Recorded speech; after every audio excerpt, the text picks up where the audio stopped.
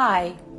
Black holes. We've all heard of them, and I don't just mean that mysterious place where all your loose change seems to disappear to, otherwise known as your children. I'm talking about that region of space with a gravitational field so intense that no matter, radiation or even light can escape it.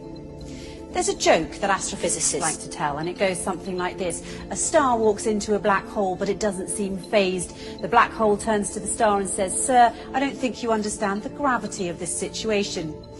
But as with most jokes, it carries a ring of truth to it. Until 2011, astrophysicists were not able to confidently report this phenomenon of stars falling into black holes, but now they can. And the total number of cases of stars falling into black holes reported until 2016 had been 3. Interestingly enough, although it's not an astrology book, there's an entire chapter in the Quran called The Star, and the first verse of that chapter is, "By the star when it falls." In this chapter, the Quran describes characteristics of a place so similar to what we now know as fitting the description of the black hole that it will send a shiver down your spine. In the Islamic faith, it is believed that God granted Prophet Muhammad a special trip to the heavens. This trip was miraculous, of course, as there was no technological way the Prophet could have taken such a journey at the time, seeing as how planes hadn't even been invented, let alone rocket ships. Nonetheless, if you study this miraculous night journey closely, you'll find that there are many clues to prove that this incredible journey did indeed occur.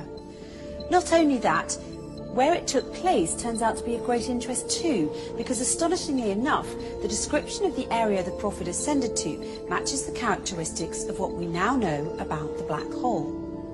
So let's look at what we now know about the black hole through the recent discoveries of science and compare it to the mysterious area the Quran describes in its pages as part of this miraculous night journey the Prophet took.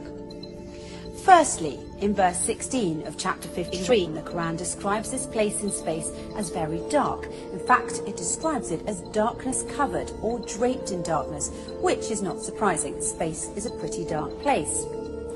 Even so, some areas are darker than others, but nothing is darker than a black hole, because black holes have such immense forces of gravity, nothing, not even light, can escape from them. That's why they're black. And because they're black, they are veiled from direct observation. They nevertheless reveal themselves indirectly, as scientists have special tools that can help them see how stars that are very close to black holes act differently than other stars because of the immense force of gravity that black holes have, and this helps them identify the location of black holes.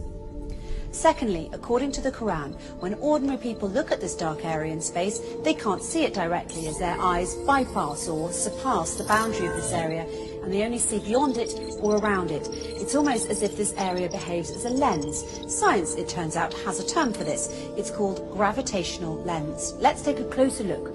Normally we think of light travelling in straight beams, but near a black hole, the powerful force of gravity bends and warps rays of light around it, creating a visual imprint on the surrounding material. Astrophysicists have proved that a black hole bends light to act like a cosmic magnifying glass, giving astronomers a view of an even more distant galaxy behind it.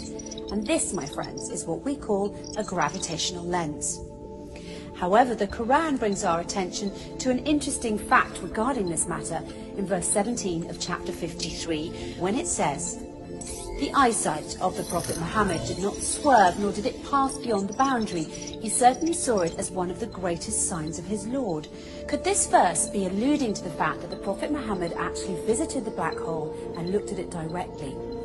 Thirdly, the Quran describes this area's shape, wide at the top with sloping sides and a narrow tube at the bottom, almost funnel-shaped. In verse 14 of chapter 53, when it says, "By the finite jujube tree," it is likened to the shape of a jujube tree, which fits the same description as the one I just mentioned. A black hole makes such a deep dent in space-time, and that's why it appears to look like a funnel.